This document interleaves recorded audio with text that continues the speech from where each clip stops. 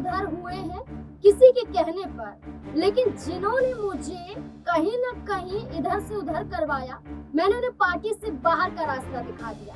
ये शब्द बिहार के मौजूदा मुख्यमंत्री नीतीश कुमार के हैं।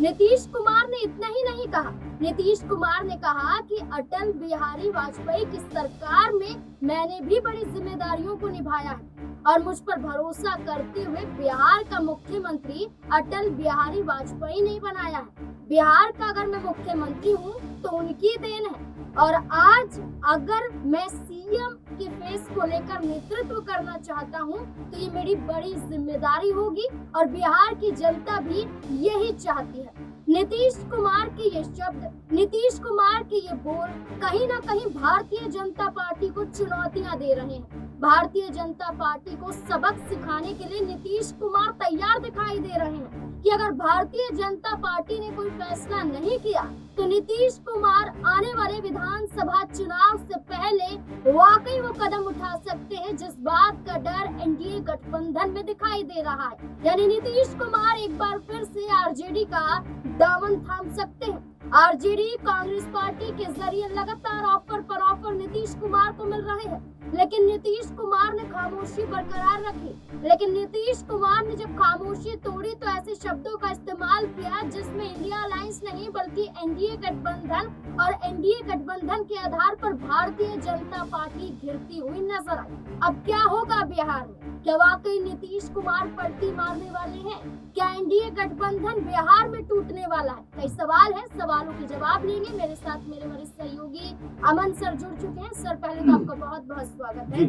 सर, बिहार की राजनीति में अगर हम चर्चा करें तो नीतीश कुमार लगातार सवालों के घेरों में आ रहे हैं। जहां शरद पवार की पार्टी के एक नेता नीतीश कुमार को ऑफर देते हैं इंडिया अलायंस में आने का, तो वहीं नितिन गडकरी जैसे बड़े चेहरे, केंद्र के पदों पर विराजमान रहने वाले ये चेहरे कई मायनों में अपनी सरकार को ललकारते हुए नजर आए। नितिन गडकरी का एक ऐसा ही बयान सामने आया जहां वो कहते हुए नजर आए कि राजनीति में इस्तेमाल करो और फेंको वाली एक पॉलिसी चलती है, मैं इसके विरुद्ध हूँ। और मैंने ये भी देखा कि सत्ता में जो सरकार मौजूद है इसके इर्द गिर्द तमाम राजनीतिक पार्टियां जुड़ने की कवायद में लग जाती हैं ताकि उन्हें भी फायदा हो। कहीं ना कहीं नीतीश कुमार पर हमला करते हुए दिखाई दे रहे हैं। क्या लगता है कि नीतीश कुमार को इस बात की भनक लग चुकी है कि भारतीय जनता पार्टी उन्हें बिहार के नेतृत्व में तो नहीं उतार देगा? देखिए नाज़मीन, अगर हम नीतीश कुमार की बात करें तो राजनीति के बड़े कह सकते हैं दिग्गज खिलाड़ी हैं और जाहिर बात है कि बिहार से लेकर केंद्र तक उनकी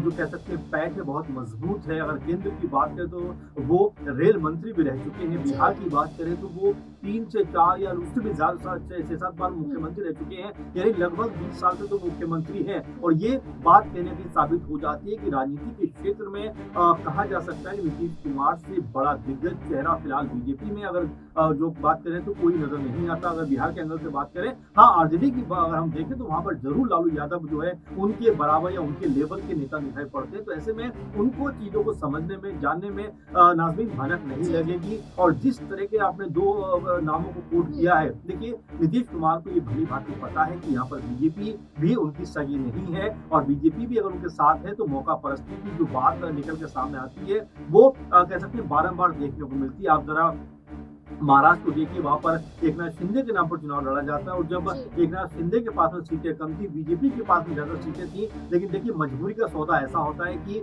देवेंद्र फडणवीस को उप मुख्यमंत्री बना दिया जाता है और गद्दी जो है या सीएम पद का जो ताज है वो एकनाथ शिंदे के सर पर सज जाता है। लेकिन जैसे ही चुनाव होते हैं, चुनाव में पूरे का पूरा लाडली या बहन का मुद्दा छाया रहता है और तमाम जो योजनाएं शिंदे ने शुरू की थी वो छाई रहती है। लेकिन जब चुनाव के नतीजे सामने आते हैं, बीजेपी 130-32 सीटें जीत कर कहीं ना कहीं सबसे बड़ी पार्टी बन जाती है और उसके बाद ऐसा लगता है कि बीजेपी को अगर जरूरत नहीं भी है शिंदे की तो वो जा सकते हैं। ये होता हुआ नजर आया क्योंकि मुख्यमंत्री को लेकर शिंदे लगातार बात कहते रहे बीजेपी ने, लेकिन देवेंद्र फडणवीस को मुख्यमंत्री बना दिया, एकनाथ शिंदे को धीरे से साइडलाइन कर दिया। एक बात, दूसरी बात आप देखिए दुष्यंत चौटाला हरियाणा के अंदर किस जी। तरह से उप मुख्यमंत्री भी रहे, उनको भी जिस तरह बीजेपी ने धीरे साइडलाइन कर दिया, वो भी हमारे सामने है। अगर हम बिहार चलें, बिहार में हम एलजेपी की बात करें तो उनको भी 2 हिस्सों में बाँट दिया, आरएलजेपी बना दिया, जी। एलजेपीआर बना दिया, वो भी हमारे तुम्हारे सामने है। मुकेश सहनी के 4 विधायक थे, 3 बीजेपी में शामिल हो जाते हैं, उनकी पार्टी खत्म होती नजर आती है, वो हमारे आपके सामने। तो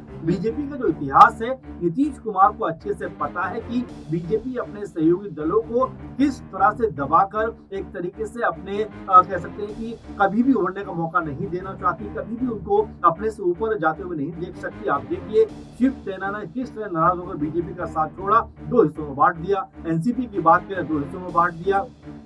इसी तरह से एलजेपी की बात करें 2 हिस्सों में बांट दिया। तो ये तमाम उदाहरण ऐसे जो नीतीश कुमार को जरूर ये बात बता रहे होंगे कि अगर आपने जो है बीजेपी को ज्यादा तवज्जो दी है, बीजेपी के ज्यादा साथ रहे, तो आपका हचर भी कुछ ऐसा ही होता हुआ दिखाई पड़ेगा। इसीलिए नीतीश कुमार दिल्ली तो आते हैं, देखिए कितना महत्वपूर्ण बात हो जाती है कि जो स्वर्गीय मनमोहन सिंह के परिवार से मुलाकात करते हैं, लेकिन बीजेपी के नेताओं से नहीं मिलते। तो अपने आप में ये बात साबित हो जाती है कि अंदर खाने में जरूर नाज़मीन कुछ ऐसी बात चल रही है जिसको लेकर नीतीश कुमार नाराज हैं। और क्या ये नाराजगी अब आगे बढ़ती हुई दिखाई पड़ेगी, क्योंकि लगातार लालू यादव की तरफ से, आरजेडी की तरफ से कहा जा रहा है कि भाई नीतीश कुमार का स्वागत है। एनसीपी के नेताओं ने कहा है कि भाई अगर वापसी करते हैं नीतीश कुमार, उनका स्वागत है। तो एक तरीके से माहौल ऐसा बन रहा है कि इंडिया गठबंधन में, चूंकि नीतीश कुमार का आपने जिक्र किया है, तो नीतीश कुमार ही वो शख्स है जिनके कह सकते हैं कि इंडिया गठबंधन की नींव की अगर बात करें तो ये वही शख्स है जिन्होंने इंडिया गठबंधन की नींव रखी थी, लेकिन बाद में बाहर हो गए। तो ऐसे में अगर वापस यहाँ पर आते हैं नाज़मीन,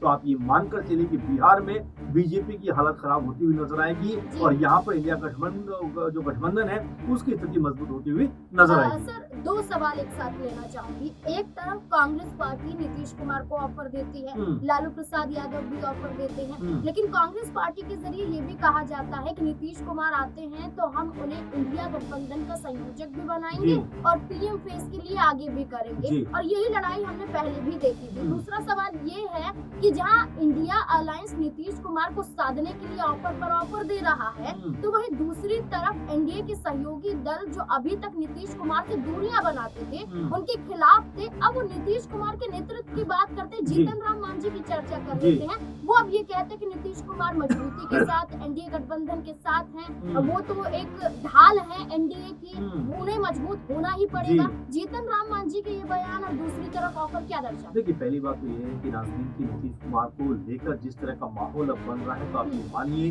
कि चाहे मजबूरी हो या कोई मोहब्बत से उनको बुलाए, लेकिन नीतीश कुमार के बिना बिहार में फिलहाल किसी दल की दाल गलती नजर नहीं आ रही है। इसीलिए एनडीए की तरफ से भी, चाहे वो जीतन राम मांझी हो या इंडिया की तरफ से चाहे वो शरद पवार के नेता हो या और तमाम नेता हो, उनको ये पता है कि भाई नीतीश कुमार को भले ही हम लोग ये मान कर चल रहे हो कि भाई अब उनकी राजनीति स्टॉप हो गई है, खत्म हो गई, लेकिन लोकसभा चुनाव में ये देखने को मिल गया नाज़मीन की जेडीयू को जो लोग कमजोर समझते हैं, जेडीयू को जो लोग कह सकते हैं कि बिहार में सफाई की बात करते हैं, उसी जेडीयू ने 12 लोकसभा सीटें जीती, यानी कि बिल्कुल बीजेपी के बराबर सीटें जीतकर कहने के साबित कर दिया कि बिहार में फिलहाल जेडीयू का जो वर्चस्व है वो ताकतवर बना हुआ है, मजबूत बना हुआ। वहीं आरजेडी की बात करें तो 2-3 सीटों पर उनको जीत मिलती है। बिहार के अंदर लोकसभा में कांग्रेस पार्टी को 2-3 सीटों पर जीत मिलती है, तो ऐसा कोई वर्चस्व वाली बात वो नजर नहीं आती। लेकिन नीतीश कुमार के अंदर ये जरूर देखा जा रहा है कि उनकी जो कह सकते हैं वोट बैंक है, जो उनके मतदाता हैं, वो लगातार अभी भी उनके साथ बने हुए। और यही बात मैं कह रहा हूँ कि जिस तरह भी नीतीश कुमार जाएंगे उनकी स्थिति को मजबूत करते हुए दिखाई पड़ेंगे। कई बार ये बात कही जा चुकी नाज़मीन की अगर नीतीश कुमार इंडिया गठबंधन में होते, जो पीएम फेस की आप बात कर रहे थे, पीएम जो फेस बनाने की बात की जा रही थी, लेकिन अगर वो वहां पर होते और लोकसभा चुनाव 2024 में अगर ये मजबूती से लड़ते, तो यहाँ बीजेपी की हालत जो है नाज़मीन वो 3-4 सीटों से ऊपर ज्यादा जाती हुई नजर नहीं आती। ये बात कई नेताओं ने अब तक कह चुके हैं, कही जा चुकी है। इसका मतलब ये है कि जिस तरफ भी नीतीश कुमार जाएंगे कहीं ना कहीं पलड़ा उसका भारी होता हुआ नजर आएगा। इसीलिए सबको कहीं ना कहीं नीतीश कुमार चाहिए, चाहे वो इंडिया गठबंधन की बात करें या फिर एनडीए की बात करें, क्योंकि अगर एनडीए से नीतीश कुमार जो इंडिया गठबंधन में जाते हैं तो उनका पलड़ा यहाँ पर भारी हो जाएगा। वहीं अगर कह सकते हैं कि एनडीए में वो रहते हैं तो जाहिर बात है कि एनडीए का पलड़ा भी भारी दिखाई पड़ेगा। इसीलिए ये कहा जा रहा है कि अगर इंडिया गठबंधन में वापसी हो जाती है तो यहाँ बीजेपी के लिए अपनी सीटों को बचाना मुश्किल हो जाए, क्योंकि नीतीश कुमार, आरजेडी, कांग्रेस पार्टी मिलकर फिर बिहार के अंदर कह सकते हैं कि जो वोट है उनको अपनी तरफ कर सकते हैं और यहाँ से बीजेपी जो अपना सीएम बनाने का ख्वाब देख रही है, उनका ख्वाब कह सकते हैं चकनाचूर होता हुआ दिखाई पड़ सकता है। नीतीश कुमार हर किसी के लिए जरूरी बन चुके हैं। नीतीश कुमार बेशक बिहार में अधिकतम विधायकों के साथ मजबूत पार्टी ना हो, बेशक वो पहला स्थान नीतीश कुमार ने ना पाया हो, लेकिन बिहार में हर दल चाहता है कि नीतीश कुमार के साथ गठबंधन में आए। नीतीश कुमार वो चेहरा बन चुके हैं कि हर किसी दल के लिए जरूरी है।